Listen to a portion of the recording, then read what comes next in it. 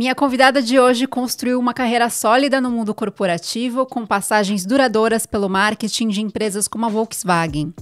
Apesar de ter conquistado sucesso, ela não estava satisfeita com a desigualdade de gênero que via nas empresas. Então, ela teve a ideia de empreender, mas as 2 primeiras tentativas não deram certo. Foi só na terceira que ela criou a Rede Mulher Empreendedora, da qual é CEO até hoje. Isso já fazem 15 anos.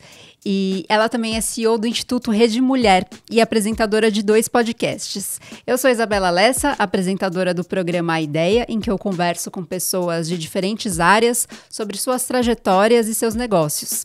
E hoje eu tenho o prazer de conversar com Ana Fontes. Seja muito bem-vinda. Que alegria estar aqui, muito obrigada. A gente que agradece.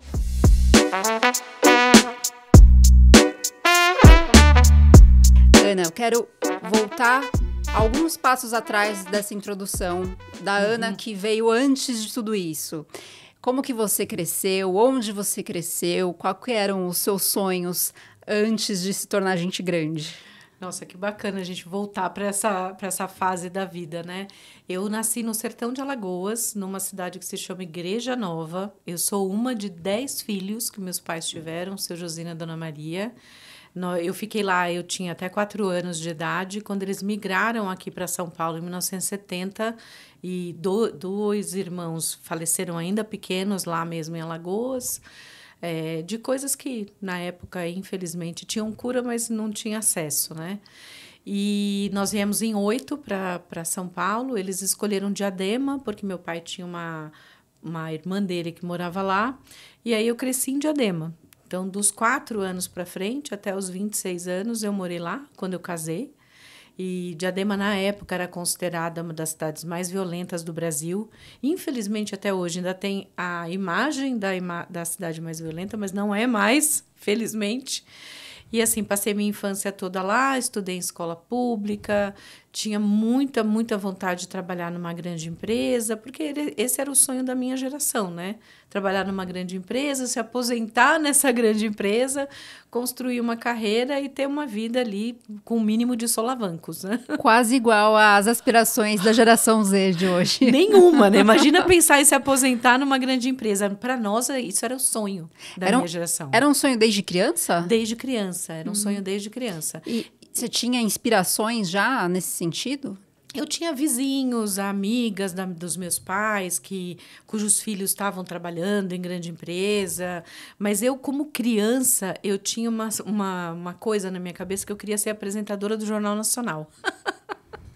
Além do sonho da empresa, o sonho da empresa era muito pé no chão, né? Aquela coisa mais, né? Todo mundo pensa em ter uma grande empresa como sobrenome.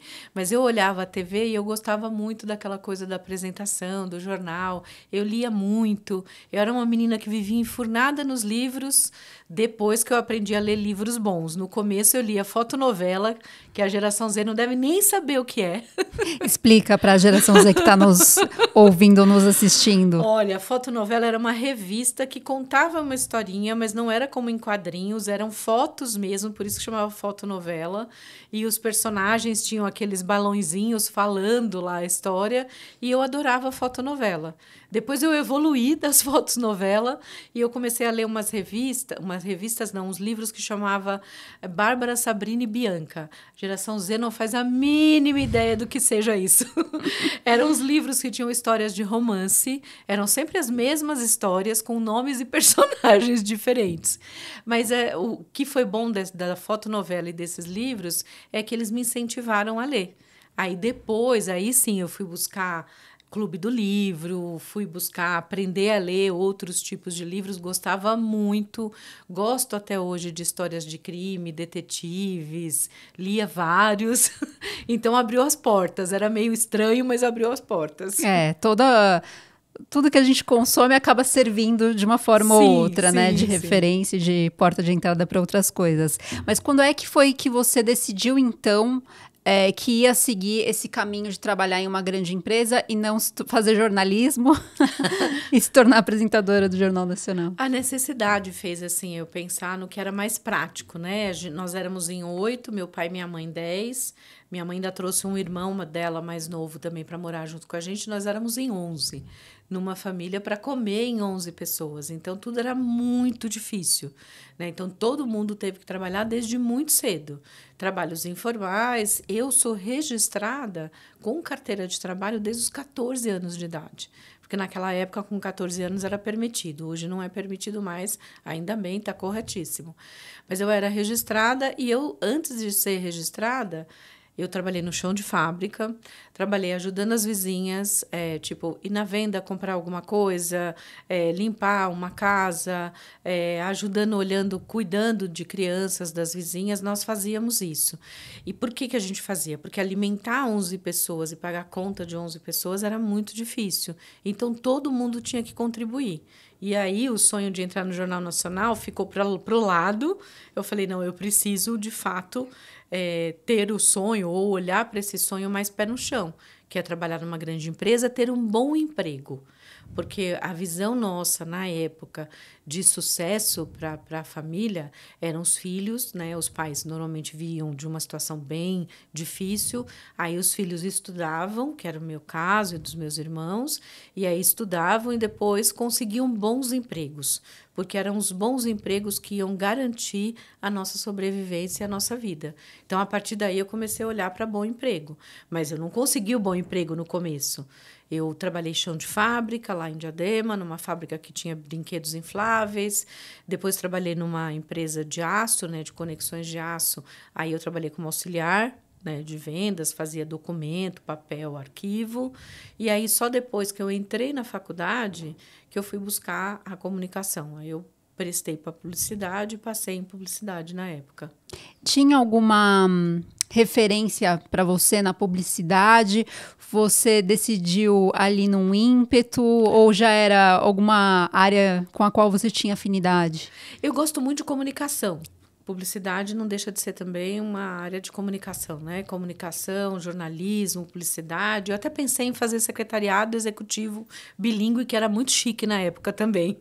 Era uma coisa que chamava especialmente pessoas mais simples, né? Que vinham de situação de mais pobreza, olhavam para essas carreiras assim com um pouco mais, ai, que legal, vou fazer essa carreira. Mas aí depois eu refleti, eu falei, não, eu não queria fazer secretariado, eu queria fazer alguma coisa que trabalhasse a questão da comunicação. E como o jornalismo era mais difícil para mim, porque não tinham tantas possibilidades que fossem mais perto, porque tinha que ver isso também, né? Ônibus, tudo, o valor da mensalidade, aí eu acabei optando por publicidade. Então, não foi assim uma escolha, ai, que legal, que maravilhoso, vou fazer publicidade. Foi uma escolha, olha, eu preciso trabalhar, preciso continuar pagando as contas, preciso dos boletos, então, preciso trabalhar numa grande empresa, vou fazer publicidade. Foi esse o caminho. E tem uma coisa que você trouxe aqui, que é a necessidade se sobrepondo ao sonho. Uhum. É um privilégio de muita gente poder escolher entre várias carreiras, poder ter esse tempo para sonhar. Mas você continuou sonhando. Como é que você não deixou essa dureza da realidade, digamos assim, atropelar os seus sonhos, atropelar suas ambições? Eu sempre fui uma pessoa que gosto muito de ver outras pessoas, de ver outras coisas, de conversar com todo mundo. Eu sempre gostei muito de interagir com outras pessoas. E, às vezes, pessoas mais velhas. Então, eu conversava, perguntava sobre carreira, perguntava sobre o que estava acontecendo, perguntava sobre o mundo, adorava ler notícia. E aí eu pensava assim, bom, eu posso não ter esse sonho aqui agora, mas ele pode, em algum momento da vida, ele voltar. Isso, fazer uma faculdade ou ir por um caminho não é um caminho definitivo. Eu não sei de onde eu tirava isso, mas eu pensava comigo, não é definitivo. Eu posso, no meio do caminho, mudar, eu posso buscar outras possibilidades. E aí eu fui com essa visão. Isso é necessário para eu fazer agora, mas isso não é definitivo na minha vida. Então, eu não deixei o sonho de lado, eu trouxe ele junto comigo e fui pensando em formas de transformar esse sonho em realidade. Eu amo a publicidade, acho muito bacana, assim como eu amo o jornalismo. Depois, acho que nem sei quantos anos depois, eu fui fazer jornalismo. Porque era uma coisa que eu queria fazer. Que estava ali. Estava ali, eu queria fazer. Eu fiz depois, né? Eu fiz publicidade na Anhembi Morumbi. que existe. E hoje eu sou do conselho da Embi Morumbi. Olha que coisa bacana. E depois eu fiz jornalismo na Metodista. Não tirei meu diploma até hoje, porque eu deixei 2 adaptações para fazer. Fiquei com preguiça, não deveria. Mas eu fiz jornalismo lá na Metodista, adorei, porque era uma coisa aquela de sonho de criança, né? E eu trabalho com comunicação até hoje, né? Sim. E durante o curso de publicidade e propaganda, você foi se afeiçoando, você foi adquirindo mais familiaridade? Como é que você entrou de vez nesse mundo? Eu gostava muito de publicidade e propaganda, mas na época eu não sabia muito a divisão, né? A área de criação, a área de planejamento, a área de marketing. E eu me apaixonei por marketing e pesquisa. Porque eu gosto muito de dados, gosto muito de informação, gosto muito de ler. E aí eu apaixonei por essa área. Naquela época, a faculdade dividia. A partir do 2º ano da faculdade, você fazia igual até o 2º ano. Do 2º para o 3º para o 4º, você se dividia em quem ia fazer marketing e quem ia fazer criação. Hoje acho que nem é mais dividido assim, se não me falha a memória. Mas aí eu fui para marketing, porque eu gostava de planejamento, gostava de pensar, gostava das pesquisas, gostava de buscar dados e de comportamento do consumidor. Me apaixonei por essa área. E aí foi nessa área que eu me desenvolvi, foi nessa área que eu busquei, que eu aprendi muito, gostava de pesquisa. Já trabalhei com pesquisa há muitos anos, gosto muito de dados e comportamento do consumidor. Então, eu fui me apaixonando pela área. E quando é que foi que você começou a se incomodar com a desigualdade de gênero, com falta de, né, com tudo que perpassa a desigualdade de gênero em ambiente corporativo? É salário, é tratamento diário, é tudo.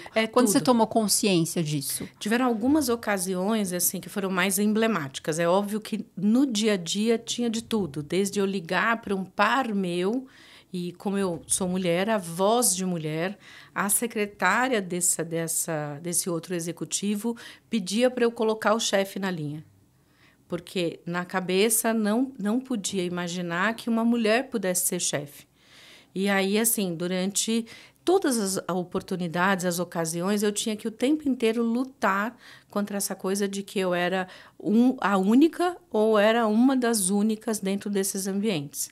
Mas aí tiveram algumas coisas muito duras, muito pesadas que aconteceram que eu falei, puxa vida, né? O que eu posso fazer?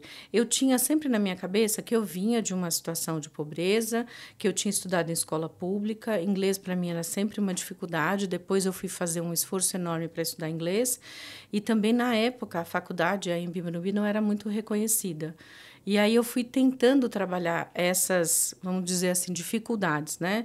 Eu fiz uma pós-graduação super bacana em marketing na época, fiz na SPM, aí o inglês era muito difícil, eu fiz curso de inglês várias vezes, depois eu pedi uma licença não remunerada para estudar fora, estudei 3 meses fora e já adulta, com um monte de dificuldade, já casada, com um monte de coisas. E depois essa questão da escola pública, obviamente, não tinha como mudar. E aí eu achava que, tirando essas coisas da frente, a minha carreira ia deslanchar. Então, assim, eu pensava sempre 3 coisas que eram muito importantes e que eu achava que dificultavam ou criavam desafios maiores para eu trabalhar. Eu estudava em escola pública, a minha faculdade, na época, em Embi Morumbi, não era super reconhecida, aí eu busquei uma pós-graduação, né, na SPM para poder dar essa musculatura, e depois a questão do inglês, eu pedi uma licença não remunerada e fui estudar inglês fora durante uns 3 meses.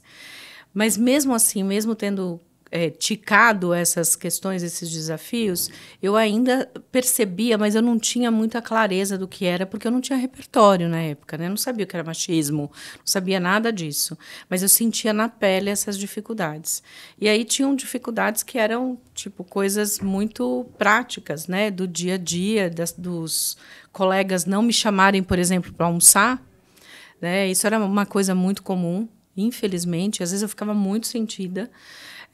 Até coisas muito duras, como, por exemplo, um dia eu fui concorrer a uma vaga, uma promoção, e eu era claramente a mais qualificada e tinham outros 2 concorrentes. Era uma vaga interna.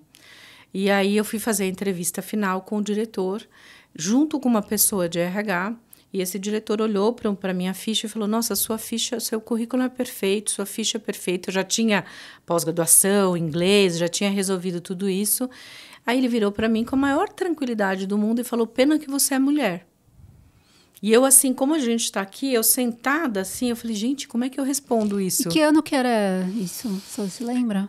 Sei lá, acho que 1998, por aí. Acho que mais ou menos nessa época. E eu não sabia nem o que responder para ele. Até a pessoa de RH também ficou assim. Aí eu falei: mas o que você precisa que uma mulher não pode fazer? E ele respondeu. Ele falou: eu quero alguém que bata na mesa, que fale alto, que fale grosso, nesse tom, e eu quero que essa pessoa faça os funcionários fazerem o que eles têm que fazer.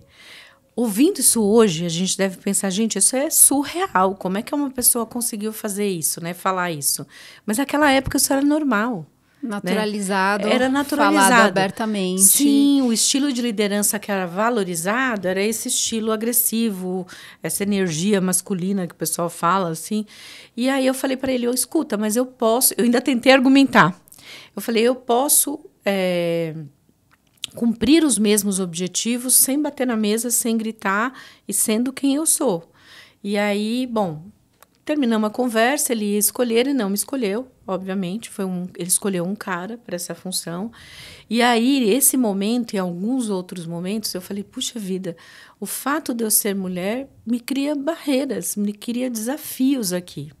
E aí a gota d'água gigantesca foi quando num ano, eu era executiva e a gente cumpria os objetivos do ano. No ano seguinte, a gente ganhava um bônus. E a gente esperava muito esse bônus, obviamente. Era um valor bacana, né? Tudo.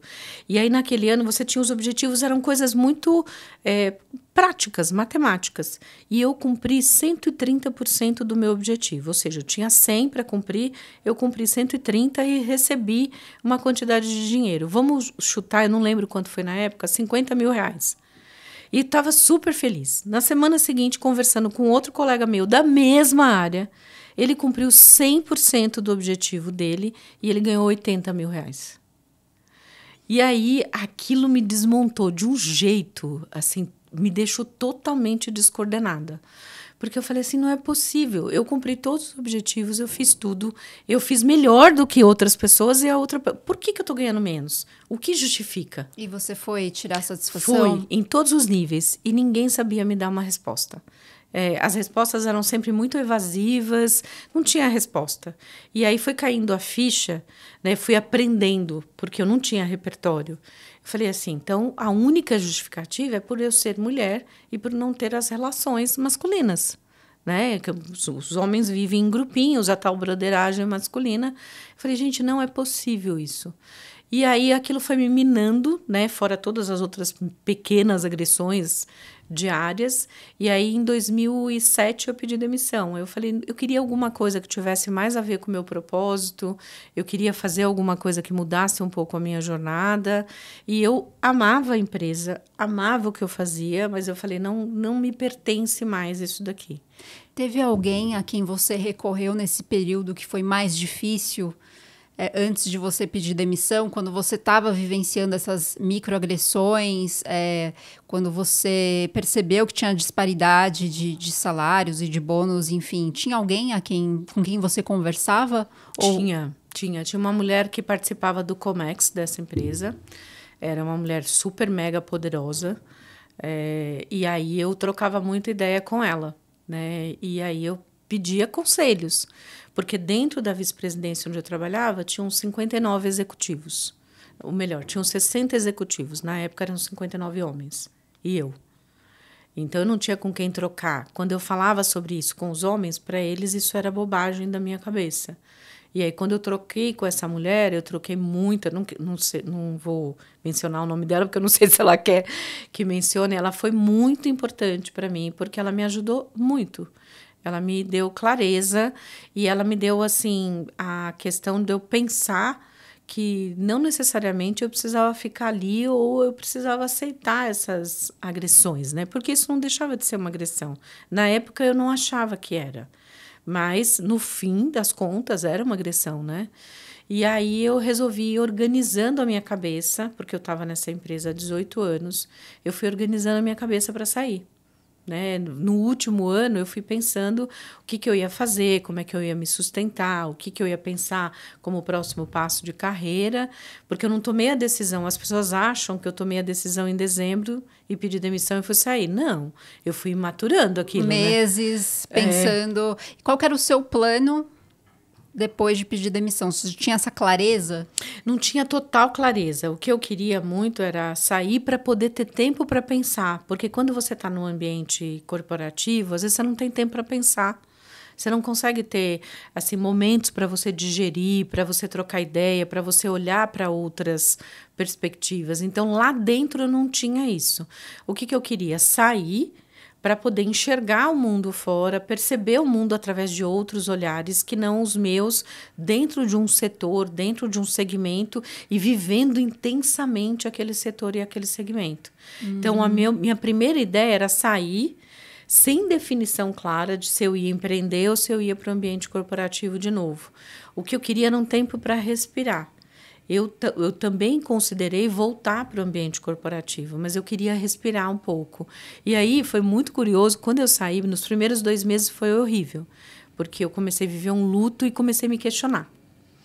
E eu falo isso para as mulheres que me procuram hoje, inúmeras executivas me procuram, eu falo, olha, viva seu luto, porque o tempo do luto de sair de uma empresa há muito tempo, ou ser saída, não importa. No meu caso, eu saí, mas o que eu mais vejo hoje são mulheres sendo desligadas. E aí, assim, viva o seu luto, né? Esse momento de você falar, ai, meu Deus, será que eu fiz certo? Será que eu não fiz certo? E aí, um mês depois, teve uma amiga, que era do RH dessa empresa, uma executiva também, e eu liguei para ela, a gente era muito próxima. Infelizmente, ela faleceu de Covid, ela era mais nova que eu. E eu falei para ela, eu estou ajudando as pessoas lá da empresa, os meus ex-funcionários, porque eles estão com dúvida em relação ao trabalho. E ela me deu uma bronca tão enorme, ela foi tão brava comigo, no primeiro momento eu fiquei meio chocada. Ela falou assim, se eu souber que você se você ligou mais uma vez ou alguém te ligou da tua área para tirar dúvida, eu vou denunciar para o RH. E aí ela tinha muita razão, porque eu estava tão com medo que eu queria continuar com esse laço com as pessoas de lá. Então, as pessoas me ligavam, tô com problema em tal coisa, deu tal problema, não sei o quê. Só que eu já tinha saído de lá fazia 1 mês e meio, 2 meses. E ela falou, você vai largar, você não vai responder, você não tem responsabilidade, você precisa cortar esse cordão umbilical. E foi o melhor conselho que ela me deu. Aí eu dei uma baixada, assim, naquela coisa, ai, meu Deus, eu realmente saí. A minha filha, eu já tinha minha filha mais velha, fiquei meio dedicada ali a ela e fiquei aprendendo sobre novas coisas. Criei rede social minha, criei Orkut, criei LinkedIn na época. Comecinho do LinkedIn. Comecinho do LinkedIn, acho que eu sou uma das primeiras que tem lá a conta no LinkedIn. Então, assim, foi um momento de muita descoberta. Eu não sabia direito que caminho eu ia seguir. Em alguns momentos eu tinha... assim, aquela coisa, ai, que medo, né? Porque eu pagava as contas de casa, dividia com meu marido, ajudava a minha família, como ajuda até hoje. Então, era muito difícil eu pensar eu sem ter fonte de renda. Fiz uma reserva, obviamente, né? Porque quando eu saí, eu pedi demissão e eu fiz um acordo. A empresa me pagou 1 ano de salário para frente. Então, foi muito legal. Eu fiz uma reserva financeira bacana, mas a reserva financeira... não resiste muito tempo, né? Não. Mas aí, quando é que veio o primeiro empreendimento? Veio no final de 2008 para 2009. Eu me juntei com 2 amigos. E a gente começou a falar, vamos começar um negócio. Eles também tinham saído, vamos começar um negócio. Só que a gente era muito iludido, né? A gente achava que a nossa experiência no ambiente corporativo, nossa, abriria portas, tudo mais. Não abriu nada, né? Só em alguns momentos a gente tomou decisões muito ruins porque nós tínhamos aquela mentalidade de setor grande, de setor privado. Nós criamos juntos uma plataforma de elogios, uma plataforma que era o oposto do Reclame Aqui, se chama Elogia Aqui, ainda existe, a gente vendeu em 2011 para um outro grupo, e era uma plataforma de resenhas positivas. Só que ela veio muito antes do e-commerce, muito antes das redes sociais, E aí ela não teve o impacto. Nós penamos muito no começo. A gente fez bons investimentos para poder melhorar a tecnologia.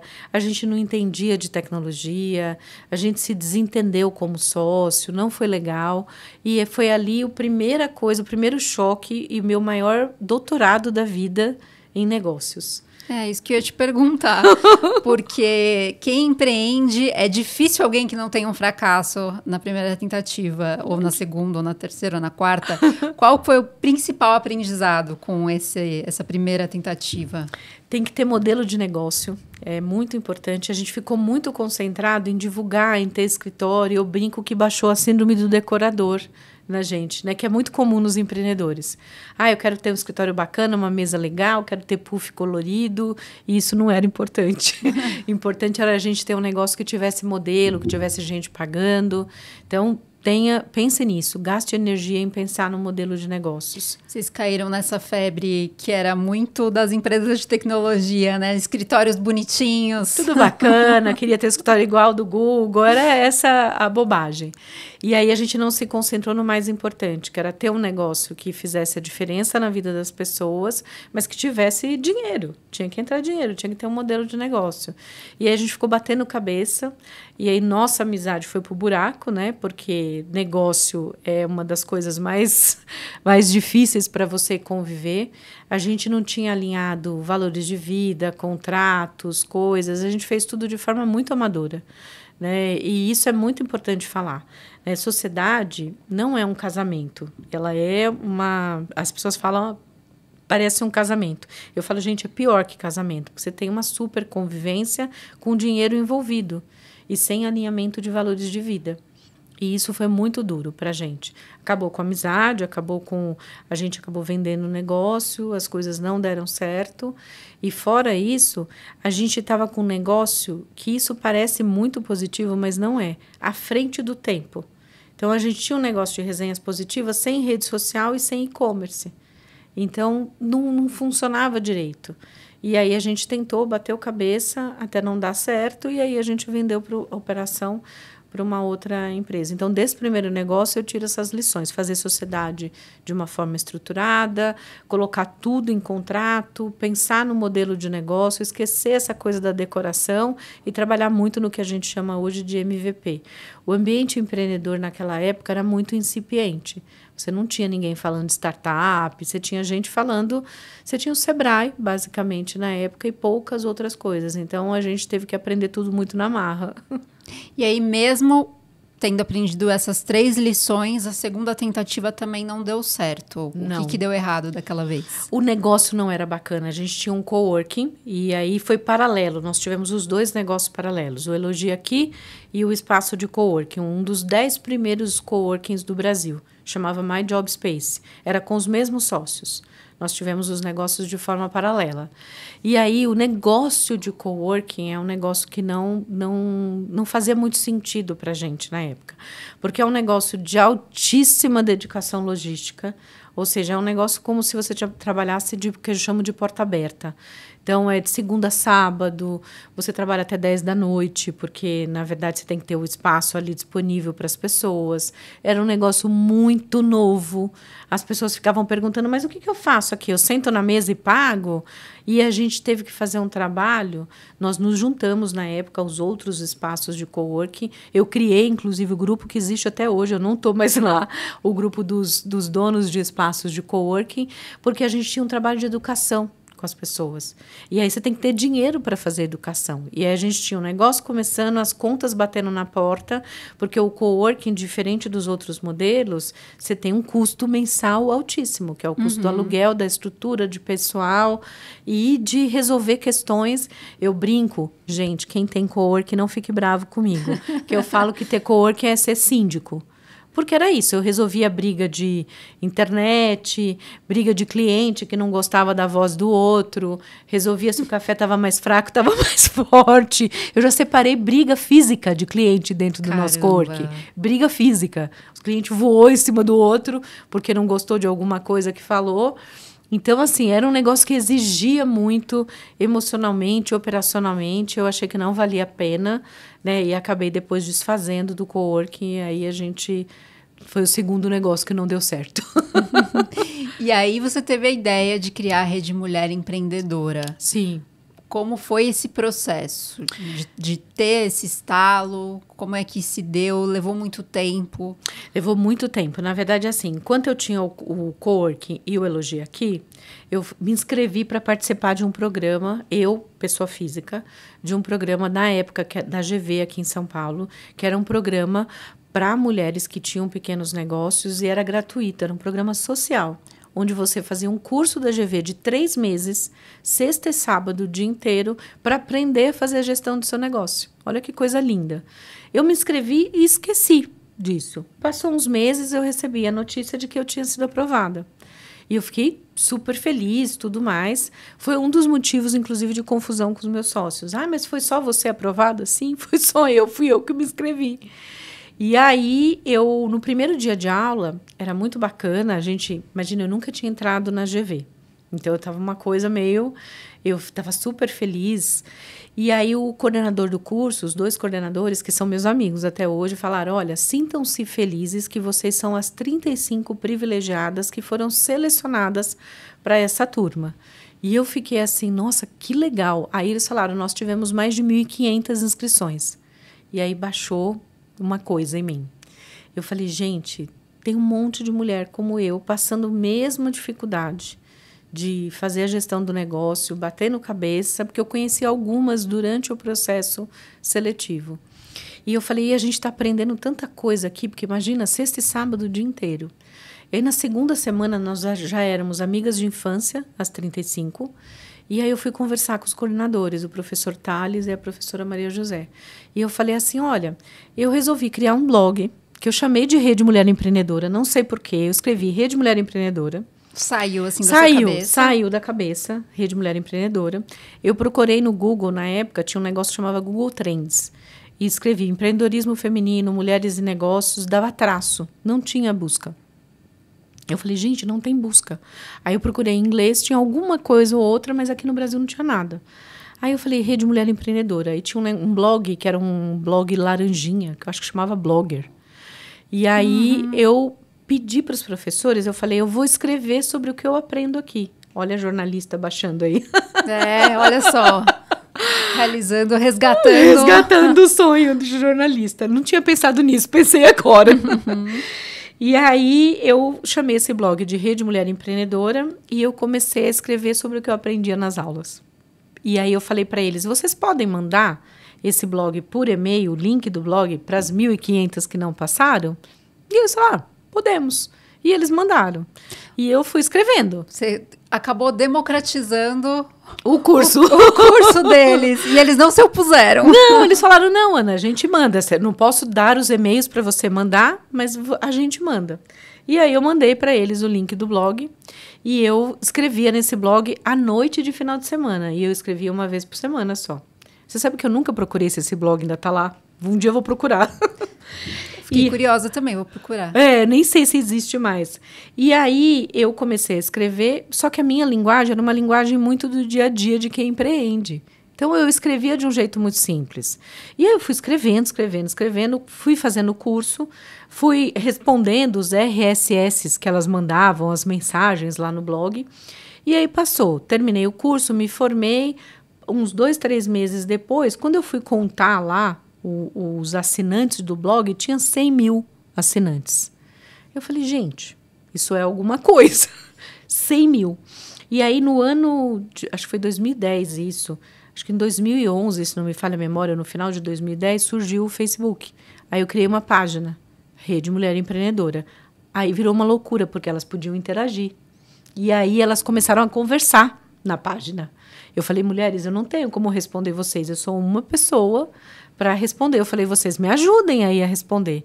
E tinha mulher de norte a sul do Brasil, já estava com 200 mil, 300 mil e o número ia crescendo. E eram principalmente perguntas sobre negócio, sobre como empreender. Sobre como empreender. Às vezes tinham perguntas assim, eu lembro de um post até hoje, devia ter tirado o print desse, porque eu nem sei se eu consigo recuperar. Uma mulher falava assim, eu quero começar a empreender, meu marido está em dificuldades, e eu pensei em vender calcinha. revender calcinha. E aí entraram umas 1.500 mulheres no comentário dela e falaram, olha, você pode, além de vender calcinha, você pode comprar tal coisa em tal lugar. Você pode comprar roupa. Você pode comprar, sei lá, sapato não sei aonde e ajudar a vender as calcinhas. Aí começou uma loucura. Esse post foi uma das coisas mais simbólicas, porque eu falei, gente, olha que irmandade feminina. Uma mulher estava tentando, ela falava que tinha 2 filhos, tudo mais, e era muito bacana o quanto as outras iam lá e ajudavam. E aí eu falei, gente, aqui tem alguma coisa. E eu comecei a fomentar. Nesse meio tempo, eu e meus sócios tinham já nos desentendido. Eu estava no processo de venda do Elogia aqui. Eu ainda tinha o espaço de coworking, mas muito menor. Eu tinha diminuído o espaço. E eu estava investindo sozinha na Rede Mulher Empreendedora. Então, eu estava fazendo divulgação, ajudando e tentando transformar num negócio, sabe? Ou seja, você viralizou ali nos primórdios das redes sociais. Sim, isso aí. Virou blogueira. Virei blogueira. Olha a jornalista aí. Olha isso, Isa. Não é? E aí você resolveu transformar isso num negócio. Sim. Como é que foi a transição de plataforma de conteúdo, digamos assim, para um negócio? Foi quando as empresas começaram a me procurar. Eu nem entendia que aquilo era um negócio. Tinha gente que virava para mim e falava assim, tinham mulheres que me procuravam e falavam, cobra R$10 de cada uma. E transforma isso num negócio, faz com que elas paguem uma assinatura. E aquilo não me soava bem. Eu falava, mas eu não quero que o dinheiro seja uma barreira para essas mulheres terem acesso a essa troca. Eu quero que seja uma coisa democrática. Quero que seja livre, quero que elas tenham oportunidade ali, não quero cobrar delas. Aí 2 empresas me procuraram na época e eu nem entendia direito o que eu ia fazer com elas. Uma delas falou assim, eu estou vendo que você está fazendo esse negócio, chama Rede Mulher Empreendedora aí, posso te ajudar? Eu até posso falar, era o Sebrae na época. O Sebrae falou, eu quero te ajudar, o que você precisa? Eu falei, eu preciso de um auditório para reunir, porque a gente está fazendo uns cafés, o Café com Empreendedoras. Aí eles falaram assim, não, a gente te dá auditório, dá alimentação, te ajuda na técnica, e aí você dá um espaço lá para a gente falar com as mulheres. O Sebrae, na época, eles não tinham nenhuma ação para mulheres. Eles só foram ter ação para mulher, acho que há uns 4 anos atrás. Porque eles olhavam para mim e eles falavam assim, o que essa mulher está fazendo aí? Não sei direito, né? E aí eu falei, bom, parece ter alguma coisa aqui. E depois uma empresa do setor privado nos procurou para eu criar um programa de mulheres empreendedoras para essa empresa. E aí eles me pediram uma proposta. E aí eu fiquei com uma cara assim, o que eu faço? O que eu respondo? O que eu respondo? E aí eu falei, proposta? Sim, faz uma proposta de consultoria do seu trabalho, do que você está fazendo com as mulheres, porque nós queremos, era um banco. Nós queremos criar um programa para mulheres empreendedoras, mas nós queremos entender e vimos que você entende muito dessas mulheres. Aí eu falei, legal. Aí fiz uma proposta para eles, procurei um monte de amigos, sempre assim, amigos, mentoras. Falei, gente, eu não sei nem como precificar. Aí lembrei do curso, né, da GV, procurei meu professor para ajudar. Aí precifiquei, mandei. E aí passou, sei lá, uma semana, a pessoa que era minha interlocutora lá me respondeu, tá aprovada. Vou mandar o nosso departamento administrativo aqui falar com o seu jurídico. Com o seu jurídico e o seu financeiro. Aí eu apavorei. Eu pensei assim, puxa, se ela aceitou rapidamente a proposta, é sinal que eu precifiquei mal. Fiquei com medo de ter precificado mal. Eu comento com ela até hoje, porque ela é minha amiga até hoje. E no fim você precificou mal? No começo, sim. Eu precifiquei mais. Depois eu corrigi a precificação, que é um grande drama pra gente. Principalmente precificar serviço, que são horas das pessoas, né? Principalmente nesse âmbito da comunicação, eu vejo muita dificuldade. Muita dificuldade, porque a gente não pode precificar ali o momento. Você tem que precificar todo o seu conhecimento. Precificar conhecimento é muito difícil. Né? Então, ali naquele momento eu tive uma super dificuldade. Mas aí precifiquei, fechamos, aí ela mandou o pessoal dela falar com o meu jurídico, o meu financeiro, e eu não tinha.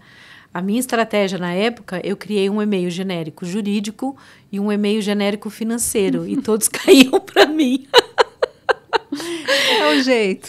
Aí depois eu contei anos depois eu contei para essa nossa cliente, ela é uma querida, ela ri até hoje disso, porque eu falei, eu não tinha outra solução, eu não tinha financeiro nem jurídico, e aí o jurídico do banco mandou para mim, um contrato, sei lá, de 50 páginas. E aí você teve que ir atrás de alguém. Aí eu procurei ajuda. Eu falei, pelo amor de Deus, me ajuda. Não tinha IA na época ainda que pudesse ajudar. Falei, alguém me ajuda, me ajudaram, tudo isso. E foi o nosso primeiro cliente financeiro. O primeiro não financeiro foi o Sebrae, depois esse banco foi o primeiro financeiro. E a partir daí começaram a surgir vários pedidos de empresas do tipo, olha, vocês entendem de mulher empreendedora. Porque ninguém falava sobre isso. O que a rede fez, esse nosso processo, foi colocar o empreendedorismo feminino no mapa, porque as pessoas achavam que era igual empreender para homens e mulheres.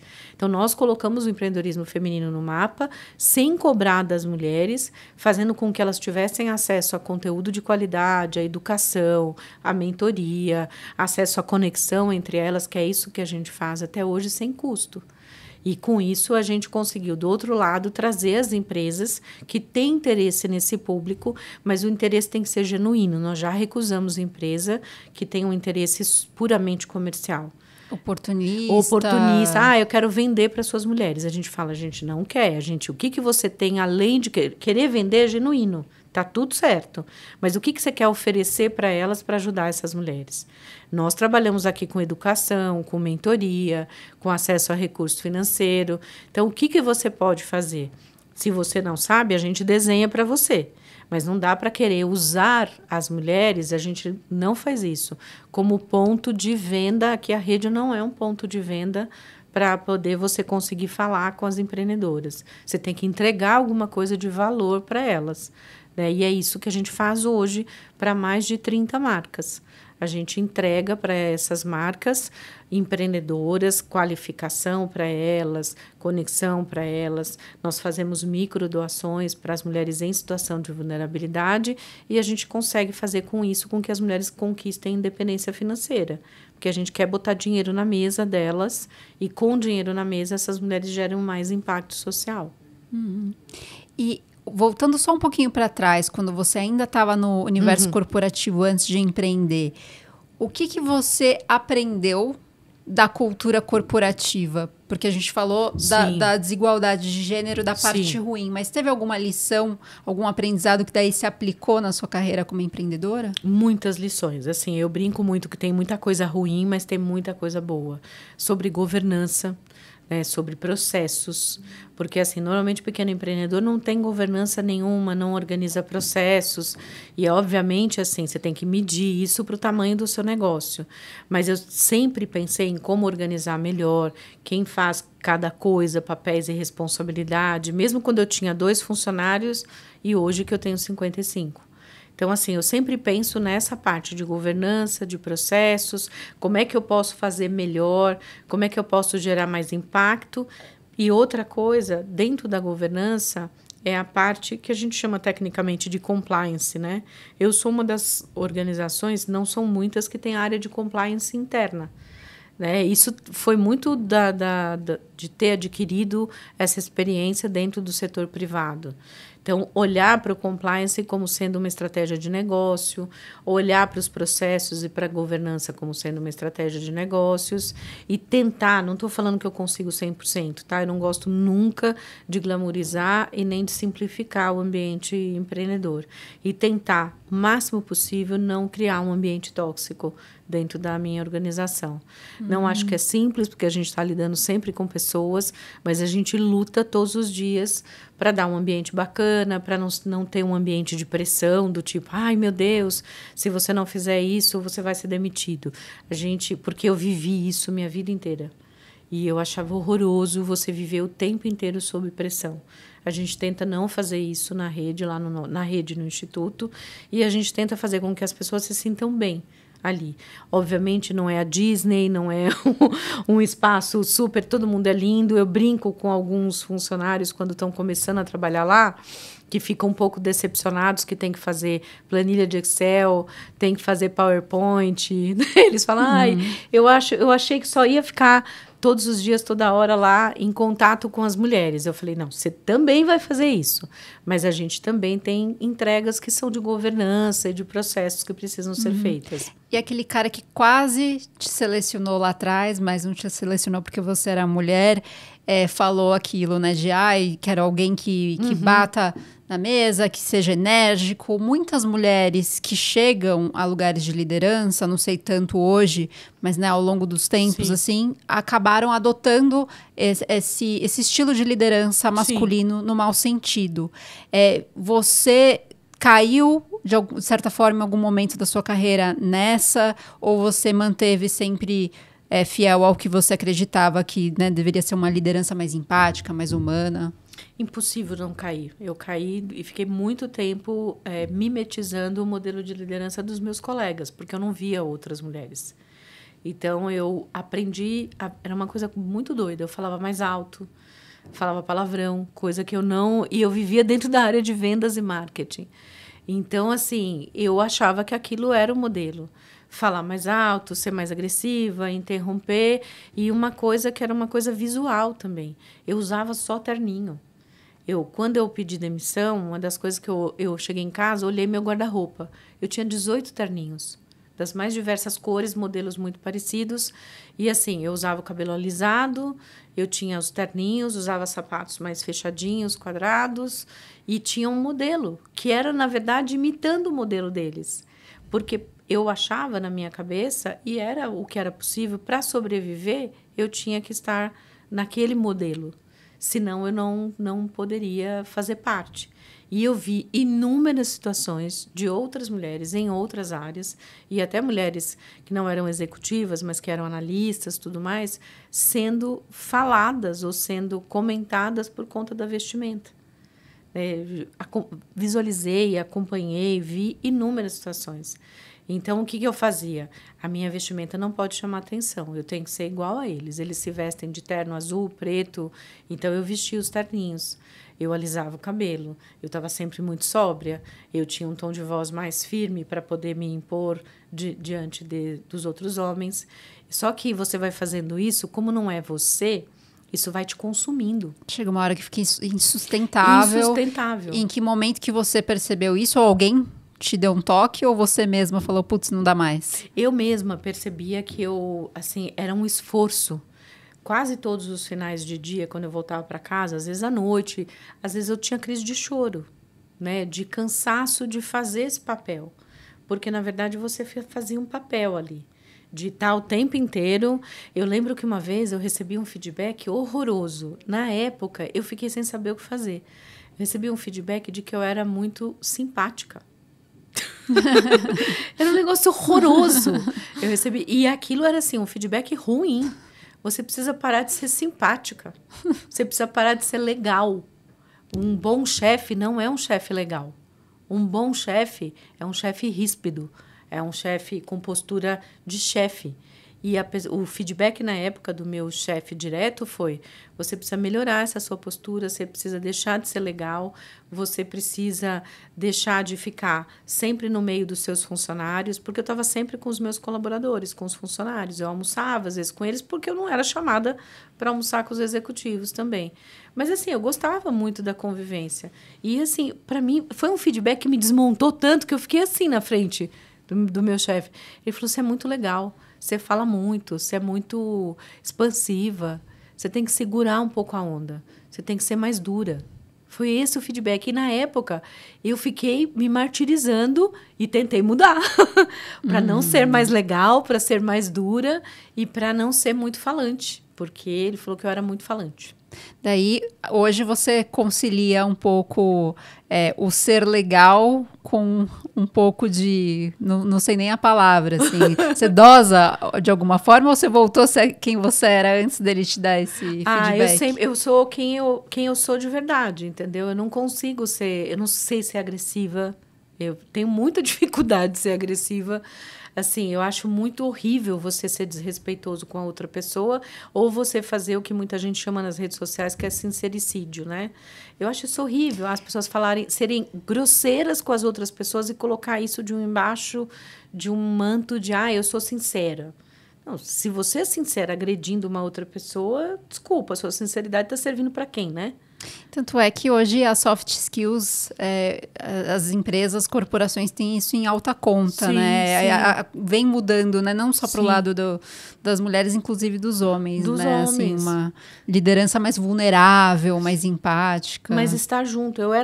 O que eu era criticada era quem eu era na essência. Então, hoje, com os meus negócios, eu sou quem eu sou na essência. Né? Eu não sou perfeita, de jeito, longe. Tenho minhas vulnerabilidades, minhas coisas, né? Como todo ser humano. Mas a minha essência é não ser uma pessoa combativa, não ser uma pessoa agressiva. Minha essência é conversa. Eu gosto muito da conversa e de entender o outro lado, ter empatia com o outro lado. Não vou falar que eu sou uma pessoa perfeita de jeito nenhum. Mas esse é o meu jeito, minha essência. Né? Trabalho todos os dias, faço terapia, que eu acho que é importante, todo mundo devia fazer terapia. Faço terapia para lidar com as minhas questões pessoais. E eu acho que é isso. Ninguém deveria, em troca de ser sincero, magoar uma outra pessoa ou falar sobre uma outra pessoa alguma característica que você não gosta só porque você quer falar aquilo. Eu acho horrível. E eu nunca fui assim, não consigo. E voltando a falar um pouco da Rede Mulher Empreendedora, que hoje vocês têm 30 marcas, né, realizando trabalhos, quando o negócio começou a tomar proporção, também é difícil, né? Porque daí você tem que sustentar aquilo, amplificar aquilo. Qual que foi a principal encruzilhada que você enfrentou diante do sucesso que a Rede Mulher Empreendedora teve? Eu acho que assim, a dor do crescimento que a gente fala no mundo dos empreendedores, ela não deixa de ser uma dor. Tem gente que fala, mas que legal, você está crescendo. Mas é muito duro você crescer, porque você precisa colocar compliance, governança, processos, criar departamento pessoal, criar endomarketing, um monte de coisa que você fala, puxa vida, eu não sabia que precisava de tudo isso. E, de fato, você precisa. Né? Isso é muito dolorido porque, às vezes, você não tem a estrutura financeira necessária num primeiro momento, para poder criar toda essa estrutura de governança e, ao mesmo tempo, você precisa dessa estrutura. É como se você estivesse no ovo e na galinha. Né? Eu não sou tão grande que eu tenha dinheiro para manter uma estrutura e nem sou tão pequena para fazer as coisas de uma forma mais livre. Então, quando você chega nesse momento, você fala, meu Deus, e agora? Né? E aí você tem que trazer pessoas boas para o seu lado. E eu acho que esse é o maior desafio do empreendedor. Nessa encruzilhada de continuar crescendo. Eu já tive sócio que não deu certo, esses no início, mas já tive sócios depois também. Eu tive uma sociedade depois, uma sociedade de uma investidora que acabou não dando certo, né, por conta de uma questão dessa investidora.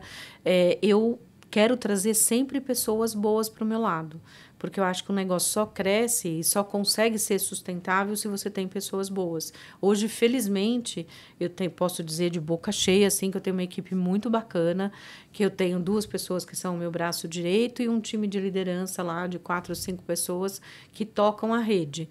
Então, eu fico até... É engraçado, né? Eu tiro folga ou eu vou para alguma coisa, eu fico com o coração meio assim e elas brincam, deixa a gente aqui que a gente está tocando. Então, isso me permite viajar bastante, porque eu viajo bastante a trabalho. Sou conselheira de outras empresas, né? Sou conselheira do Pacto Global, sou conselheira da Embi Morumbi, do Conselhão da Presidência da República também, e isso faz com que eu tenha que me movimentar bastante. Então, isso só é possível porque a empresa tem pessoas que conseguem lá tocar. Não é uma tarefa fácil, viu, Isa? É muito difícil. Quando a gente vai crescendo, o faturamento vai subindo, as responsabilidades vão aumentando, a necessidade de pessoas mais qualificadas vão aumentando, e o terceiro setor, que é o setor onde mais a gente atua, tanto a rede quanto o instituto, é um setor que sofre muito a questão de mão de obra, a questão de pessoas, porque é um setor que normalmente não paga muito bem, que é um drama que existe no mundo inteiro, da gente conseguir pagar melhor, porque normalmente os doadores, financiadores não querem destinar parte do recurso para a estrutura de pessoal, e a gente tem que atrair as melhores pessoas. Então, é sempre um desafio, né, para a gente crescer. Uhum. Indo já para a reta final do nosso papo, Ana, eu queria ouvir um pouco de você. O que te mantém inspirada a seguir nos negócios, a seguir à frente da Rede Mulher Empreendedora e fazendo parte de todos esses conselhos que você mencionou? A gente vive num mundo que a gente vive bombardeado também Sim. por muitas mudanças, muito conteúdo. Então, o que, que você faz para se manter inspirado? Onde que você busca inspiração? Eu sou muito caseira, né? Eu sou super, assim, família. Então, toda semana, salvo raríssimas exceções, eu vou ver minha família de domingo em Diadema, porque boa parte mora lá. Então, isso para mim é o que me dá energia. A minha família direta, minhas 2 filhas, meu marido, assim, a convivência familiar, eu adoro assistir séries, adoro documentários, inclusive séries criminais. Alguma você está vendo agora atualmente? Eu acabei de assistir agora The Last of Us, que é uma série meio distópica, maravilhosa. Adoro séries criminais também. Eu acabei de assistir, Sob o Sol da Escuridão também, super bacana. E adoro, não sei porquê, Largados e Pelados. Não me pergunte por quê, eu não sei. Porque é muito divertido. Gente, é muito divertido. Eu jamais faria aquilo. Adoro Largados e Pelados, assim. É, muito legal. E eu gosto de coisas muito simples, assim, gosto de viajar para perto. Acho que eu canso tanto de viajar a trabalho que quando eu estou em férias eu quero ficar dentro de casa. Mas não é justo com as minhas filhas. Então, às vezes a gente vai viajar para perto. Gosto dessas coisas de estar perto da natureza. Eu tenho um cachorrinho também, o Simba, que a gente sai todo dia com ele. Então, isso me dá um pouco de energia, né, para poder me movimentar. E eu não deixo de me inspirar e de me comover com as histórias das empreendedoras. Nunca. Tem gente que fala para mim, mas há 15 anos e você ainda fica emocionada? Fico. O que mais te emociona? Quando elas mandam mensagem nas redes sociais falando assim, olha, Ana, fiz o Ela Pode, que é um curso que a gente tem. Participei do Ela Pode, recebi o Capital Semente, que é a doação que a gente faz para elas, e consegui fazer com que o meu negócio desse certo e estou ganhando R$3.000 por mês. Então, assim, eu falo, meu Deus do céu, a gente fica mostrando... É claro que é tudo muito difícil, a gente vive num país desigual, mas quando eu recebo essas mensagens, elas falam, vocês não têm ideia de como vocês mudaram minha vida. Eu participei do Bora Empreender com Comida, eu participei do Elas Prosperam, porque nós temos programas com muitos nomes, né? E aí elas mandam mensagem, algumas mandam vídeo, outras mandam áudio. Tem umas que mandam áudio que parece um podcast, contando toda a história. Olha, eu participei do programa, eu me esforcei, eu fiz o curso, foi muito bacana, mudou minha vida, botei dinheiro em casa, consegui sair de um relacionamento abusivo. É muito comum. A gente recebe dezenas dessas mensagens. É uma emancipação dessas mulheres, né? Independência financeira assim, para a mulher é fundamental. A violência contra as mulheres tem 2 fatores, dependência emocional e a dependência financeira. Quando a gente tira da equação a dependência financeira, ela consegue se movimentar para tirar essa dependência emocional desse companheiro. Então, assim, isso para mim é o que me emociona. Eu fico feliz quando tem gente que fala assim, mas você ganha tanto prêmio. Eu falo, eu fico super feliz com os prêmios. Não estou reclamando. São reconhecimentos importantes, fazem muito bem, né, para a nossa causa, para o nosso trabalho. Mas, para mim, quando eu recebo essas mensagens no inbox, o meu time até cansa, né? Às vezes eu tiro o print e falo, gente, para vocês dormirem com o coração quentinho. Olha mais uma mensagem aqui. É sobre transformar vidas, né? Sim, sim. E a gente faz um trocadilho aqui com o nome do programa. Qual que foi a melhor ideia que você já teve e a pior ideia? Ai, meu Deus! A melhor ideia foi criar a Rede Mulher Empreendedora. Eu imaginei. A melhor ideia, assim, não sei até hoje de onde eu tirei esse nome, e até hoje é muito curioso, a gente volta e meia tem que acionar alguma outra instituição que usa o nosso nome, e a gente fala assim, puxa vida, é um nome tão bacana, porque é rede, né? Rede Mulher, a gente tá junto. Então, para mim, é a melhor ideia. E a pior, nossa, os donos de coworking vão me odiar. A pior foi ter criado um coworking. Foi inferno na Terra. Foi inferno na Terra. Gente, não me odeiem. Eu sei que tem gente que ama coworking, tá tudo bem, tá tudo certo. Mas, assim, para mim foi a pior ideia. Foi muito difícil lidar como síndica, tendo que ficar anotando as coisas. Foi bem difícil. E você deu, ao longo da conversa, alguns conselhos, alguns aprendizados com o empreendedorismo. Uhum. E aí eu queria que você desse uma dica, não sobre empreendedorismo, mas que tem a ver, de certa forma, também, que é o caminho ou a estratégia para a pessoa não desistir dos seus sonhos, da sua carreira, enfim, seja empreendedor ou não, né? É muito legal, porque essa é uma pergunta que eu recebo muito nas minhas redes sociais. As minhas redes sociais são super ativas, eu converso eu mesmo com as pessoas, e uma das perguntas que elas fazem é como é que você não faz para não desistir, né? O que você faz para continuar, para ter força para continuar, e o que você fez para ter força para continuar quando você não tinha dinheiro, quando a situação ficou bem difícil. Eu sempre me apeguei nas coisas que estão ali no meu dia a dia, tanto na família, quanto nas pessoas que sempre abriram as portas para mim. Eu tive gente muito boa, Isa, durante todos esses anos. E eu jamais vou deixar de agradecer, obviamente não nominalmente, porque foram muitas pessoas, todas as pessoas que em algum momento me seguraram na mão, me falaram, olha, respira fundo, vai dar certo. Pessoas que me abriram uma porta, que mostraram um caminho que eu não estava vendo. Então, para mim, a coisa que mais você tem que fazer, a pessoa tem que fazer quando ela está nesse momento, nessas encruzilhadas, é não achar que estar vulnerável é uma questão ruim. E não achar que pedir ajuda é sinal de fraqueza. Pedir ajuda é um sinal de força imenso. Eu pedi ajuda inúmeras vezes para inúmeras pessoas durante a minha jornada. E ajudas muito duras, do tipo, vou fechar amanhã porque eu não tenho como pagar as contas, botar comida em casa. E as pessoas falam, não, vamos arrumar um jeito, vamos pensar, vou te dar, faz consultoria para mim, vamos abrir uma porta de tal negócio. Para mim é sobre isso. Né? Eu tive sempre gente que me segurou na mão, né? Muito mais do que gente que fechou a porta.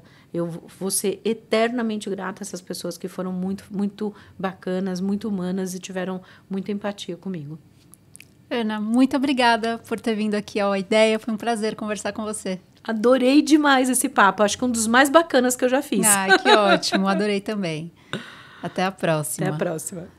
Continue acompanhando a Ideia em todas as plataformas de e-mail e mensagem, no nosso canal do YouTube ou em todas as plataformas de podcast.